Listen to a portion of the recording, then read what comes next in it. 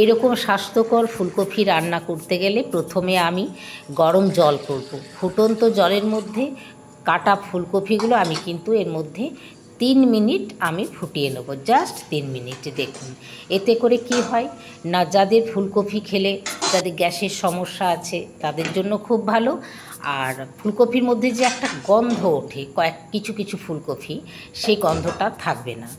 এরপরে ওটা জল ঝরিয়ে রেখে দেবো। আবার কড়াইয়ের মধ্যে আমি সর্ষের তেল দিয়ে প্রথমে আমি ডুমো ডুমো করে কেটে রাখা আলুগুলো আমি ভেজে নেব।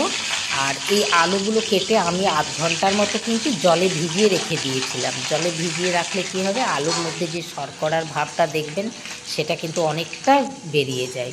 যাই হোক, আমি ভালো করে ধুয়ে নিয়ে এভাবে তেলে লাল লাল করে আমি আলুগুলো ভেজে নিলাম। আলুগুলো ভাজা হওয়ার পর আমি কিন্তু জল ঝরিয়ে রাখা যে ফুলকপিগুলো রেখেছি সেগুলোও আমি ভেজে নেব।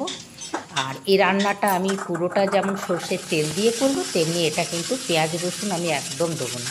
খুব ভালো লাগবে, দেখবেন আপনারা এইভাবে করবেন। আর বিশেষ করে গরম ভাতে তো খুবই ভালো লাগবে। এখন ফুলকপিগুলো আমি কিন্তু নেড়ে চেড়ে লাল করে আমি ভেজে নিলাম।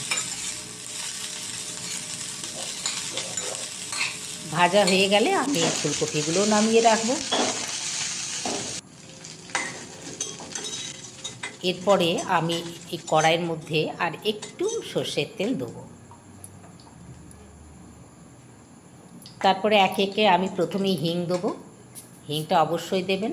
পাঁচফোড়ন দিলাম, দিলাম কালো জিরে, আর দিলাম আমি গোটা জিরে। এই ফোড়নগুলো যখন একটু ভাজা হয়ে যাবে তখন আমি একটা টমেটো দেবো।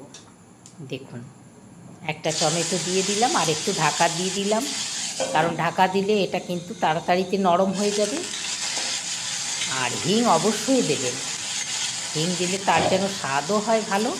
আর একদম মানে যাদের গ্যাসের প্রবলেম থাকে সেই ফুলকপি খেলে গ্যাসের প্রবলেমটা আসবে না। তো তারপরে আমি এই ভেজে রাখা আলু ফুলকপিটা এর মধ্যে দিয়ে দিলাম, আর এভাবে নেড়ে চেড়ে দিলাম। এরপরে আমি কি কি মশলা দিই দেখুন। ভালো করে এটা নেড়ে চেড়ে নিয়ে আমি এর মধ্যে যোগ করব, প্রথমে হলুদ দেবো, তারপরে আমি দেবো রঙের জন্য কাশ্মীরি লাল লঙ্কার পাউডার দিলাম, আদা জিরে বাটা আর কাঁচা লঙ্কা বাটা, এটা আমি দিয়ে দিলাম। দিয়ে আরেকবার ভালো করে এটা নেড়ে চেড়ে নেব। মশলা ভালো করে এভাবে নাড়লেও তার মধ্যে কিন্তু সবজির তার টেস্ট আসে, অর্থাৎ দিয়ে দিয়ে সাথে সাথে জল দেবেন না। এরপরে পরিমাণ মতো লবণ দিতে হবে। লবণ যেন খুব বেশি না হয়, কম হলে ক্ষতি নেই। তারপরে আমি কিন্তু এর মধ্যে জল দিয়ে দিলাম। জলটা দিতে হবে কিন্তু সমগ্র সবজি যেন জলের তলায় থাকে, অর্থাৎ আলুটা সেদ্ধ হলেই কিন্তু কপিটাও হয়ে যাবে। একটু ঢাকা দিয়ে দিলাম। 5 মিনিট পর একবার খুলে দেখবেন, যদি হয়ে আলু সেদ্ধ হয় ভালো, আর না হলে আরেকবার দিয়ে দেবেন, ঢাকা দেবেন। এটা আমি দিচ্ছি কিন্তু গরম মশলা। গরম মশলা দিলে যেহেতু নিরামিষ, সেই জন্য গরম মশলা দিলে খুব ভালো লাগবে। আর এটা দিলাম আমি ভাজা মশলা। এই ভাজা মশলার রেসিপিটি আমার এই চ্যানেলে আপনারা সার্চ করলে দেখতে পাবেন কি কি দিয়ে আমি তৈরি করেছি। তো তৈরি হয়ে গেল স্বাস্থ্যকর আলু ফুলকপি।